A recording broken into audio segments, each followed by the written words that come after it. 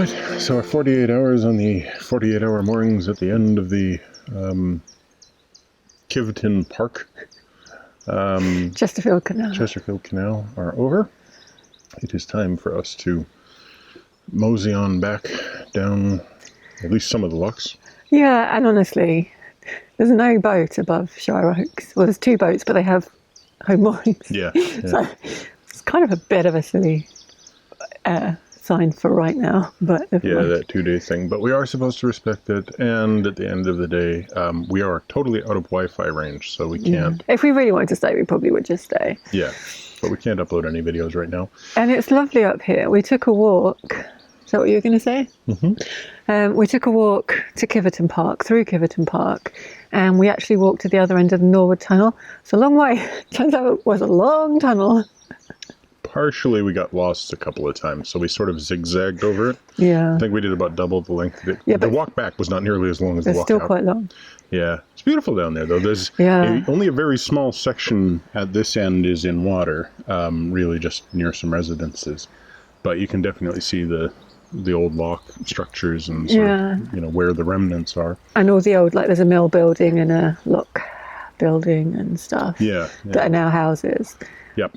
With some interesting metal sculpture. I'm an art critic. It was a good walk. The walk itself was quite nice. There's a really large park. It's all rural unless you go wrong like we did. Yeah, but there's a really large park with a nice viewpoint you can walk up to, and to get to that park you have to get through a section with a bunch of horses. So George was introduced to horses. Horses came up to introduce themselves to George.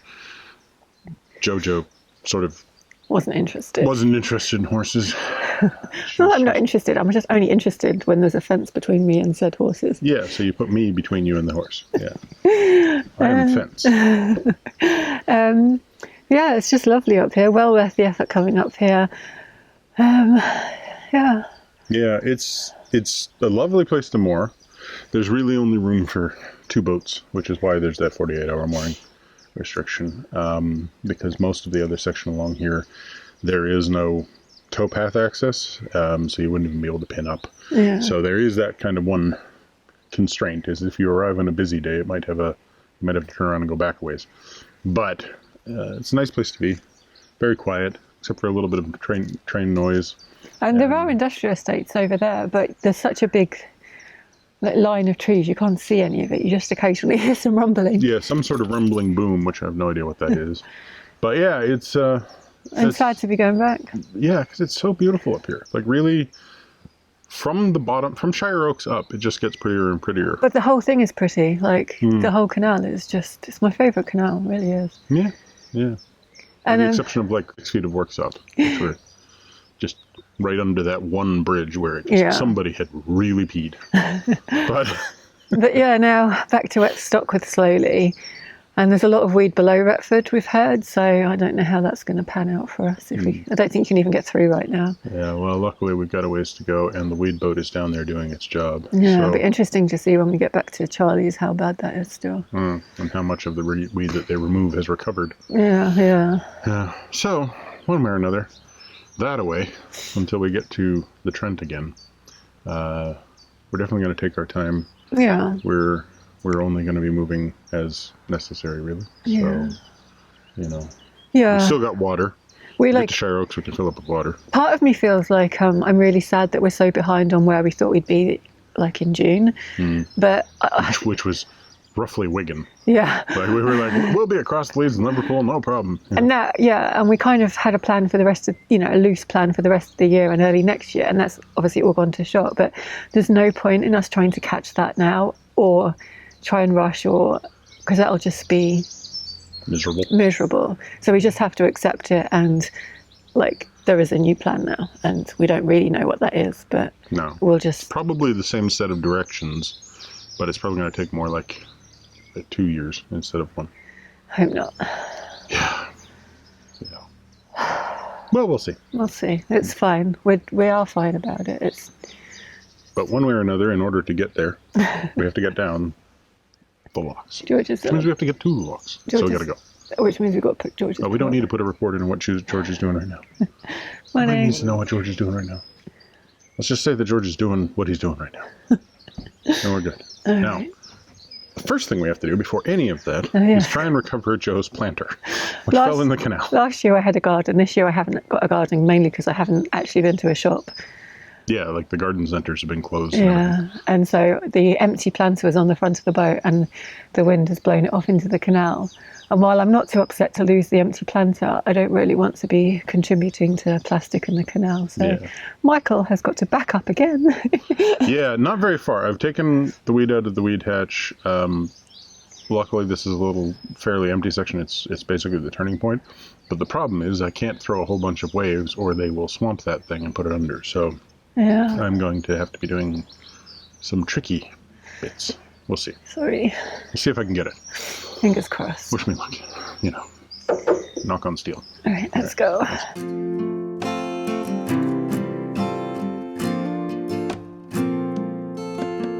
It seems that George is just as keen as we are to get the planter out of the canal. He goes straight into supervisor mode.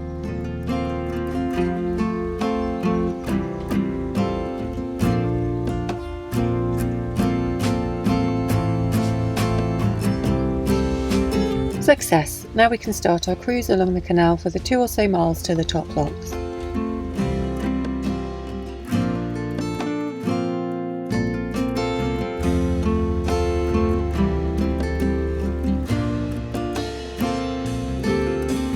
George and I are walking as usual. George wouldn't have it any other way.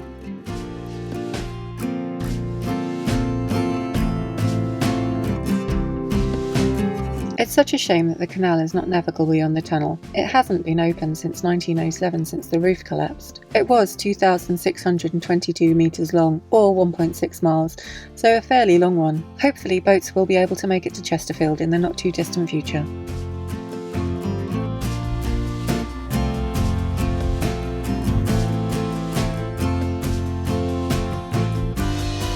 In 1961, the Chesterfield Canal had been formally closed, and requests to use it for leisure purposes were refused. It was no longer a viable route for commercial transportation, and so at the time the authorities saw no value in keeping it navigable. Thankfully, the canal was not fully abandoned, and volunteers campaigned to keep it open from the River Trent to Worksop. They also wanted to reopen the rest of the canal. That proved to be fairly straightforward to the Norwood Tunnel at least. 30 locks were restored along this section, 3 bridges were rebuilt, and an additional lock added above Shireoaks. And in 2002, the first boats in 70 years were able to travel along this part of the canal. There has been some restoration work on the Chesterfield end of the navigation, and now there are just 9 miles of canal to restore to close the gap. And the Chesterfield Canal Trust have the ambitious target of 2027 for completing the work, as this will be the 250th anniversary of the canal. All is going well until we discover this branch across the canal. As you will have seen in some previous videos, we're now experts at finding trees and branches blocking our path, and this one's tiny in comparison to the ones we came across in Ramby. So much so that Michael decides to push it out of the way with the bow of the boat. The branch breaks under the force of the boat, and then part of it gets stuck on the bow, but not for long. Michael soon knocks it off.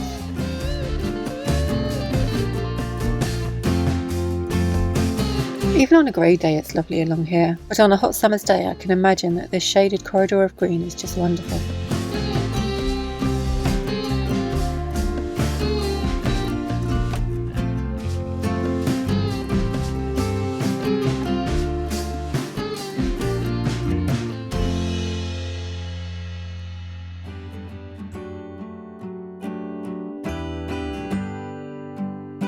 George and I walk ahead and we get the gate open on the top lock just as Michael arrives with the boat. What good service.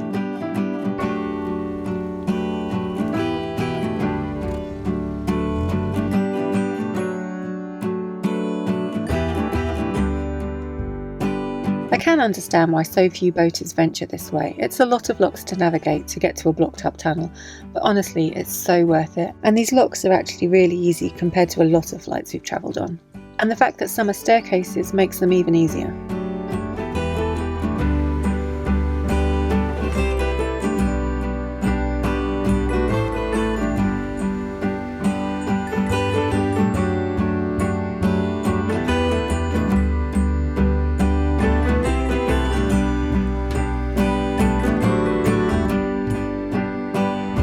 walked ahead to set the next lock, but I left George at the top thinking I'd collect him when I went back to shut the gates. But as Michael is shutting the gates behind him, George makes his own way down to me. Sometimes he's a good boy.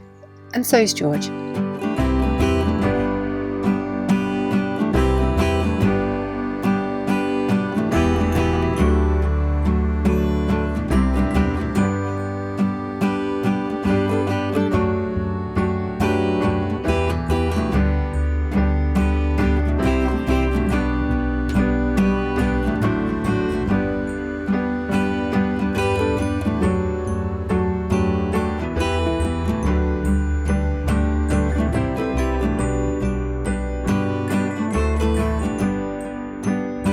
At Thorpe Bottom Lock, Michael walks ahead to set the next one. Because the lock chambers are so shallow, it's really easy to climb in and out of the boat.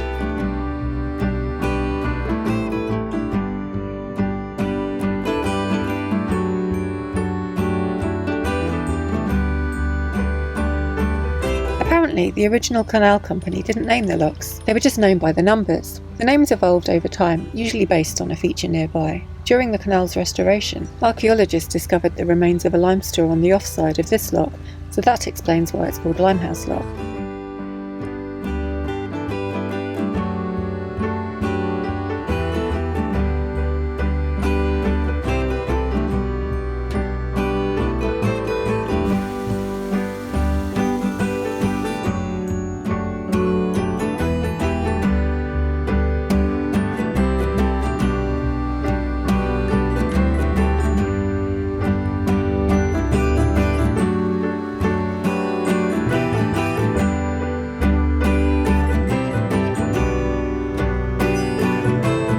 When the canal was built, the carrying companies were charged per mile, so milestones were set up along the canal. This lock is next to milestone 17, hence the name. So that's 17 miles to Chesterfield. Not that it's possible to navigate that far. For now.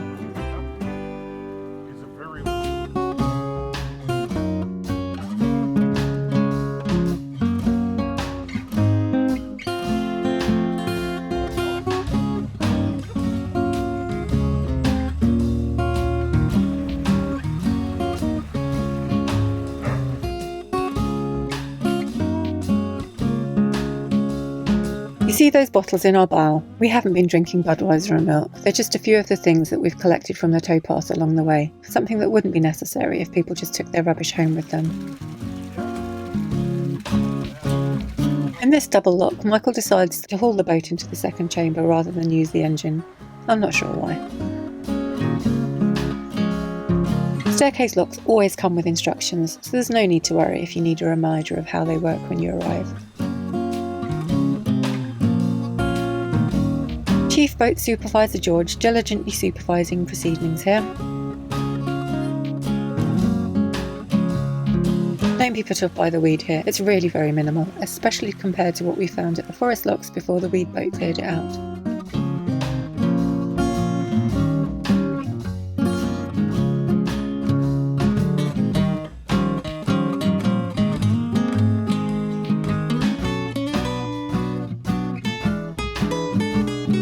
What's this? A boat out for a leisure cruise? We haven't seen one of those in months. Oh, hello duck family. The boat is owned by one of the friendly residents of Shireoaks Marina, and he kindly comes out to help us through the lock. I'm curious as to why this canal was designed with two shallow locks to form a staircase instead of one deeper lock. The drop on both chambers is relatively small. Was it to save water? Comment down below if you know the answer.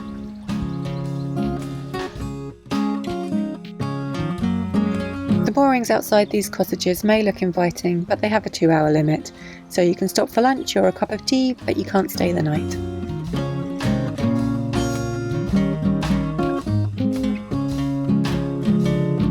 Quarry Lock got its name because it's close to the old TURNERWOOD quarry, whose stone incidentally was used for some of the lock construction.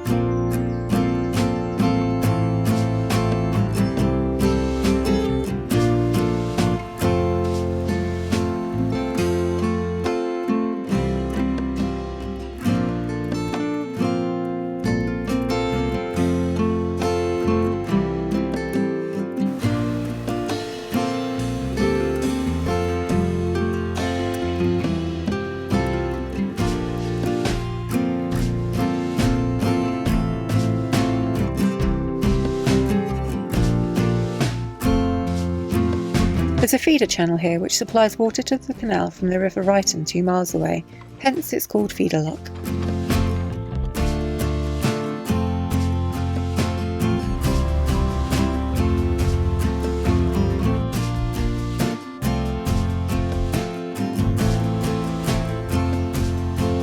I'm tired, so I persuade Michael that this should be our last lock of the day.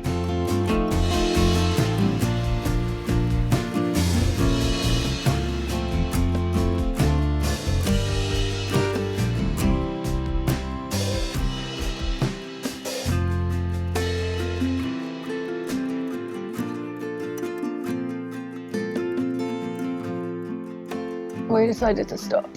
Yeah, indeed. Mainly I decided to stop. Yeah, it came to a crashing halt. I was like, let's go to London. And she's all like, nope.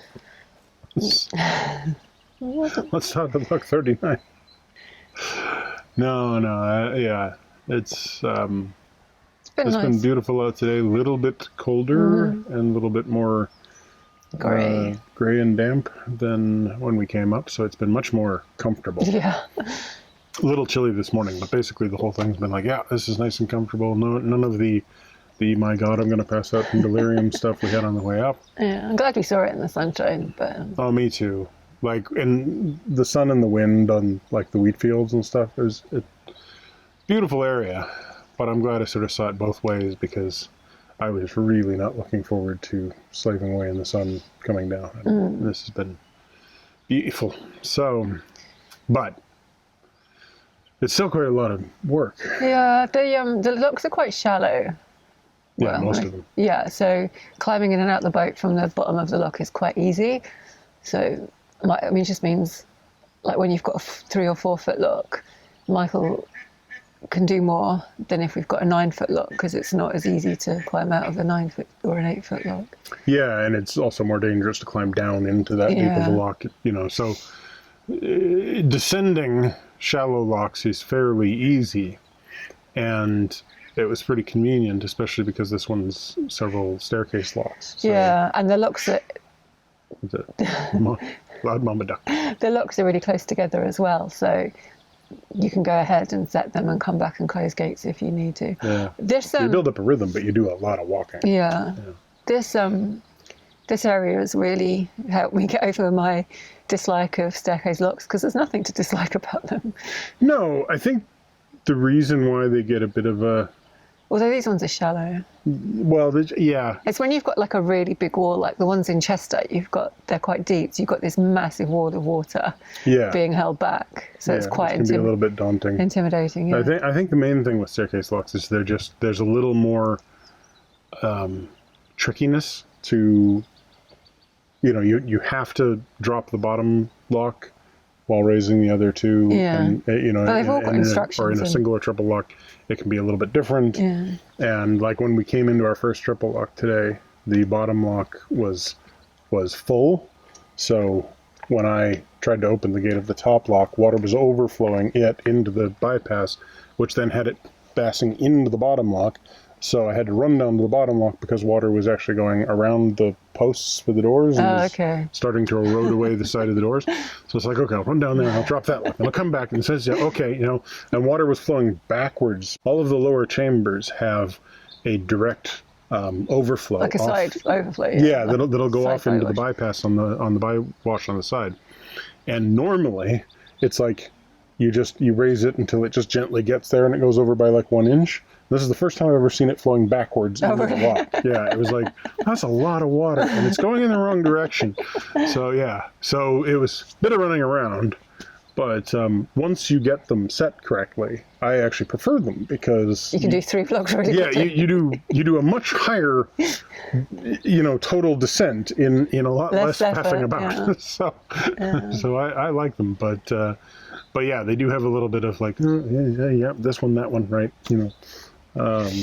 Yeah. There's quite a few walkers out and about, and one of the guys from the Shireoaks marina took his boat out and he helped us. He helped us on the way up as well.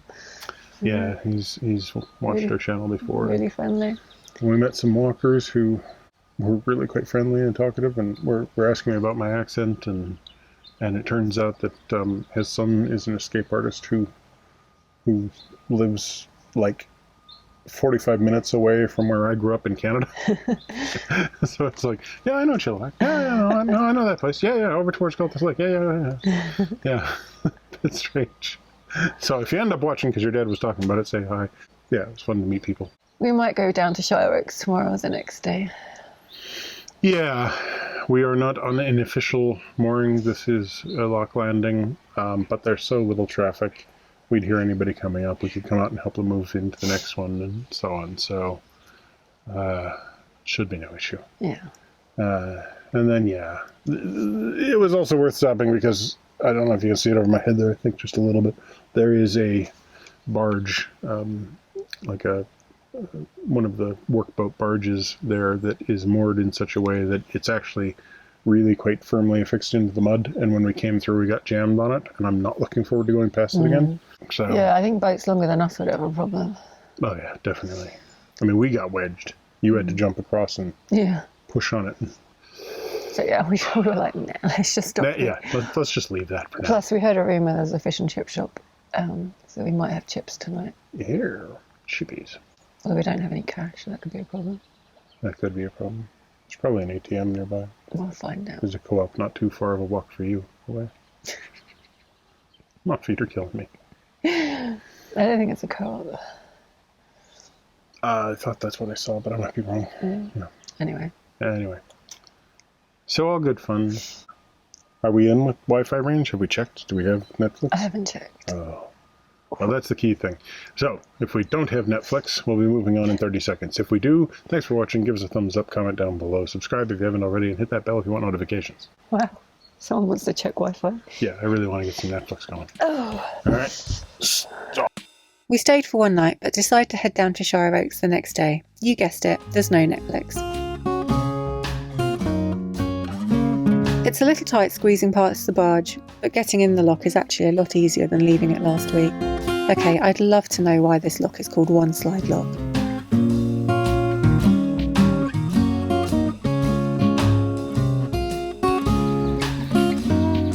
Also, why is this lock called CINDERHILL Lock? Was there once a volcano here?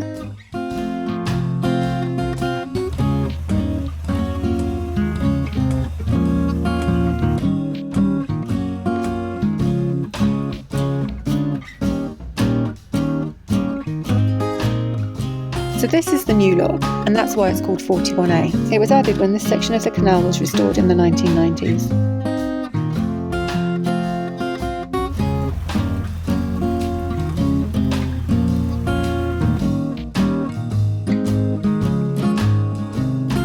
Back in Shireoaks, let's hope the Wi-Fi is a little better here.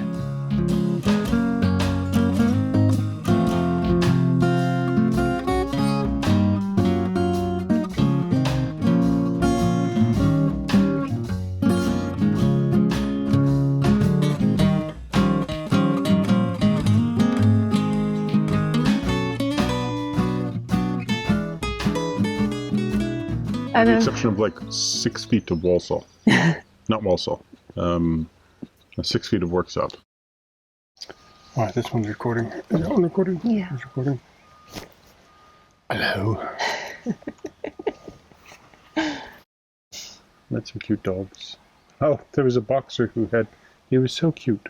He came up and he's like this very beautiful boxer, really nice. Is this before we got to the locks? It was the first or second lock, I think. He came up while I was in the lock. And he comes running up and he leans forward and he's like, hello! And he's got like a little lipoma or something on the top of his head. So he's got this little bubble that was just swinging about. And I was like, oh my gosh, you're really cute. Like, I've never seen a bobblehead before. A bubble boxer. That's me. No, it was a feature, not a bug. Yeah. Anyway, that's probably getting cut out. My good. Because I've just slanderized this poor dog with a medical condition. Bullying. It was so cute.